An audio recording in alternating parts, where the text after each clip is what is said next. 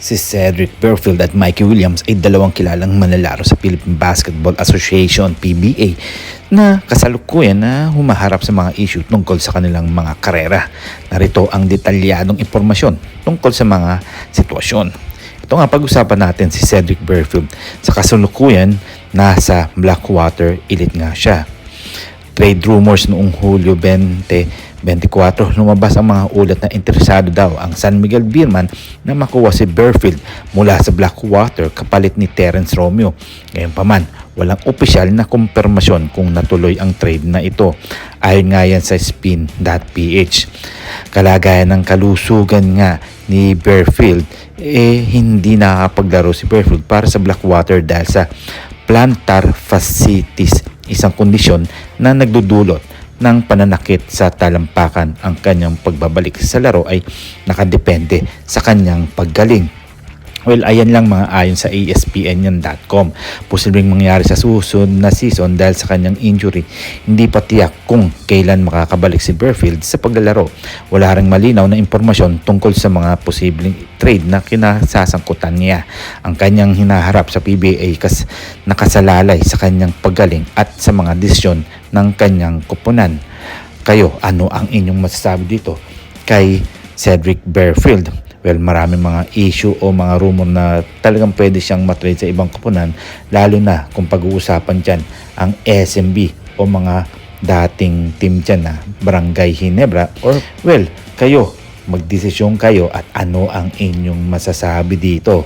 Matitrade kaya siya for the next season o itutuloy niya sa bossing ang kanyang paglalaro? Well, maraming naglalabasan na balita at huwag basa-basa maniniwala sa mga rumor. Dahil nga, rumor pa lang yan, hindi pa nga nangyayari. Pero tandaan nyo, nasa 90% ang mga rumor ay nagkakatotoo. Kapag may apoy, posibleng mangyari yan. Well, syempre, marami pa tayong pag-uusapan na balita pagliban sa mga koponan. Matapos ang kanilang kampyonato noong 2023 PBA Governors Cup, hindi na muling naglaro si Mikey Williams para sa TNT. Nagkaroon ng mga issue kontrata na resulta ng kanyang pagkawala sa koponan. Well, ito mga parkoy, pag-usapan natin ang player na ito na si Mikey Williams. Bumalim muna tayo dito kay Williams dahil nga interesado ang mga manonood dito. Dahil nga ngayon naglalaro nga siya sa strong group. Well, tingnan na lang natin kung ano mangyayari for the next season. At pag-usapan natin ang player na TNT katropa. Nung paglalaro sa ibang liga, nung Enero 2025 sumali si Williams sa Strong Group Athletics upang lumahok sa Dubai at International Basketball Championship.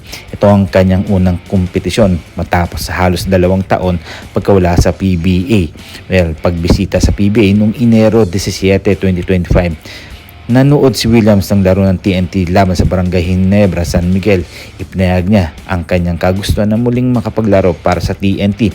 Ngunit sinabi rin niyang only time will tell kung kailan ito mangyayari. Well, ito yung mga sinabi niya sa ABS-CBN.com. Posibleng mangyari sa susunod na season, bagaman ipinahayag ni Williams ang kanyang kagustuhan bumalik sa TNT. Wala pang opisyal na pag-uusap kasunduan tungkol dito. Ang kanyang pagbabalik sa PBA ay nakakadepende sa mga negosasyon sa pagitan niya sa TNT management. Sa kasalukuyan, hindi pa tiyak kung makakabalik siya sa PBA sa susunod na season o lilipat siya sa ibang koponan. Well, kayo, ano ang inyong masasabi dito? May mga konklusyon nga parehong sina Cedric Burfield at Mikey Williams ay maharap sa mga hamon sa mga kanilang mga karera sa PBA. Ang kanilang mga susunod na hakbang at nakadepende sa kanilang kalusugan, mga personal na desisyon at mga negosasyon sa kanilang mga koponan. Mahalagang bantayan ang mga opisyal na anunsyo mula sa PBA kung ano nga ba talaga ang mangyayari dito sa dalawang player na ito dahil kanilang mga koponan mahalagang bantayan ang mga opisyal na anunsyo mula sa PBA sa kanilang mga koponan para sa mga pinakabagong balita tungkol sa kanila. Para sa karagdagang impormasyon tungkol kay Mikey Williams, maaari pong panoorin ang mga susunod na video ko. Well, mga pare ko, inuulit ko lang mga sinasabi ko pero sana wag tayo basta-basta maniniwala sa mga rumor sa uulitin ko, posibleng mangyari yan, posibleng hindi rin.